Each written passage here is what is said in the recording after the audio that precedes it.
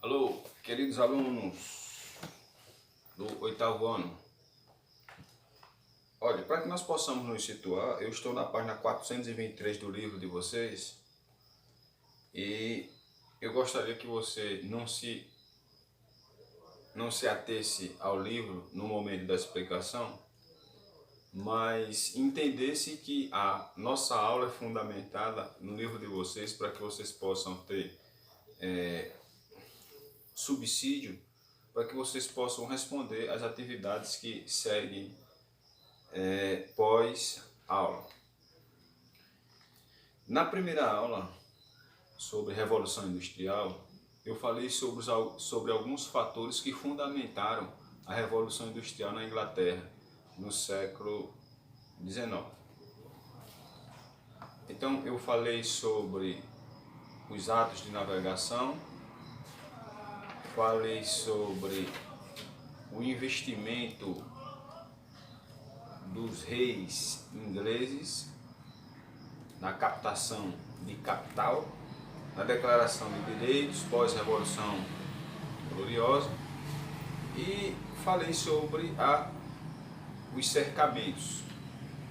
Esses fatores foram essenciais para que houvesse a Revolução Industrial na Inglaterra. A Inglaterra tinha todas as características necessárias para que pudesse estourar um novo sistema lá, e estourou, que foi a Revolução Industrial. Pois bem, só que, como dito na primeira aula, a Revolução Industrial não é um fato que teria explodido sem precedente. Na verdade, a Revolução Industrial, o seu cume é um processo de boom, como diz Eric Hobsbawm. Hoje nós iremos falar na seguinte perspectiva. Eu gostaria que vocês olhassem essas anotações no quadro e vissem que a Revolução Industrial é o fato, mas existem processos dentro desse fato que faz com que esse fato se concretize. Dentro dessa perspectiva, no livro de vocês está lá, transformação da indústria do artesanato à maquinofatura. Transformação na indústria do artesanato à maquinofatura. Para que eu possa entender isso, eu tenho que entender, dentro do processo produtivo, cada etapa dessa aqui. Etapa artesanal é quando os artesãos, na verdade, eram o dono dos meios de produção e dominavam as técnicas. É quando de maneira rústica se produzia o que se necessitava. Vou utilizar os sapatos, por exemplo. No processo artesanal, o artesão iria produzir um sapato. Ele produzia o sapato do início até o acabamento do mesmo sapato. Aonde era que ele produzia isso? Na casa dele. Certo, professor? E esse sapato era barato? Não. Só usava sapato quem podia pagar por um sapato. O restante andava descalço. Você diz por quê? Porque era uma obra rara se usar um sapato, porque pouquíssimas pessoas poderiam pagar por um sapato que durava de 7 a 8 dias para se produzir um sapato bem feito. Esse é o processo artesanal. Portanto, o artesão era o dono dos meios de produção, as ferramentas, e dominava as técnicas. Ele sabia como produzir. No processo de manufatura, o dono da fábrica reunia vários artesãos e coordenava. Ou seja, nesse processo de manufatura, o artesão, o mestre de ofício, que era chamado assim, já montava-se num galpão, reunia vários artesãos e coordenava as ações desses desses caras utilizando já as máquinas rústicas, se bem que rústica, para que pudesse auxiliar a produção. Já na maquinofatura, o trabalhador não dominava o processo produtivo, quem dominava já era o dono da fábrica, que não era mais o artesão. E eu vou lhe explicar o porquê. Pois bem, eu espero que você não me abandone, eu espero que você venha comigo e tente entender. Eu vou tentar falar de maneira entendível. Vamos lá. Eu falei na política de cercamentos e disse que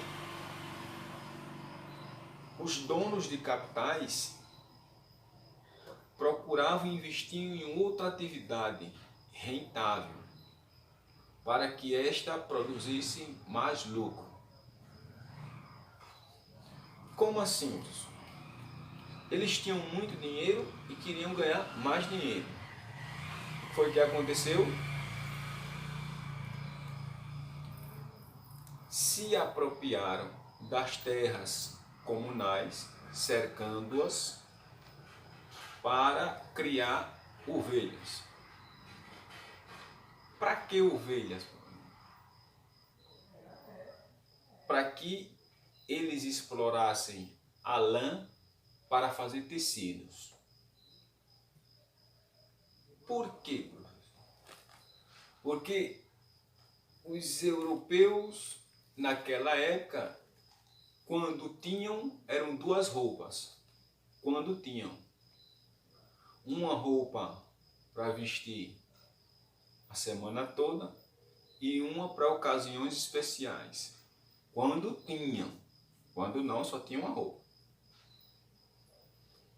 Por quê, professor?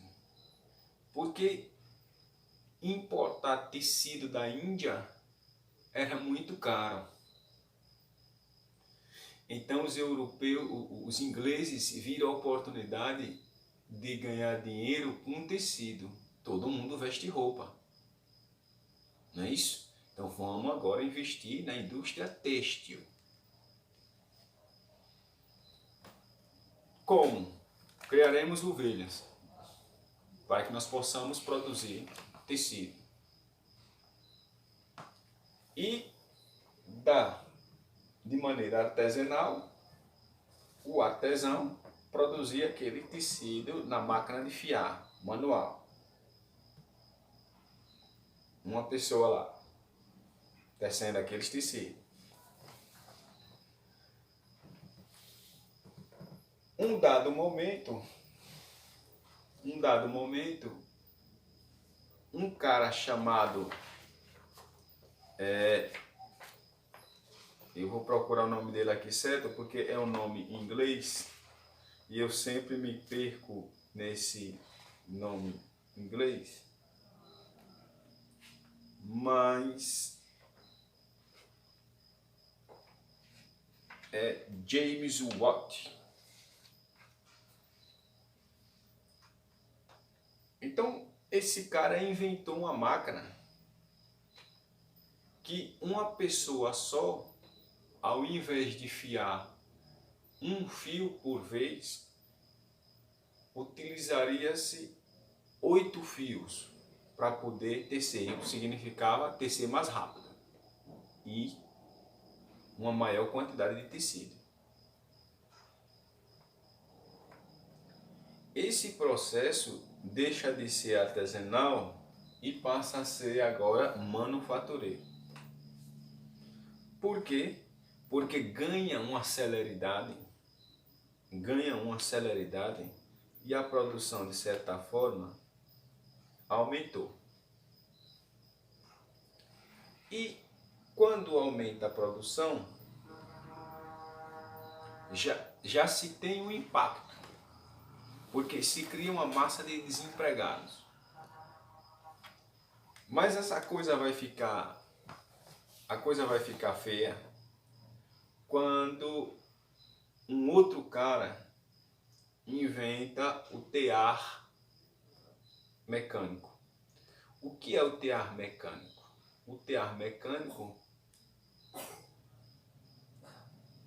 é uma espécie de suporte à máquina de fiar, que agora um simples menino manuseando esse tear fazia com que a máquina de fiar não precisasse mais de homem. E a coisa vai ficar mais feia ainda quando se cria o motor a vapor, que agora não precisa mais de ninguém. E a produção acelera cada vez mais. Agora o homem no processo de manufatura não domina mais o processo produtivo, ele conhece as etapas. Então, dentro dessa perspectiva, nasce aí, a partir da fundação das fábricas,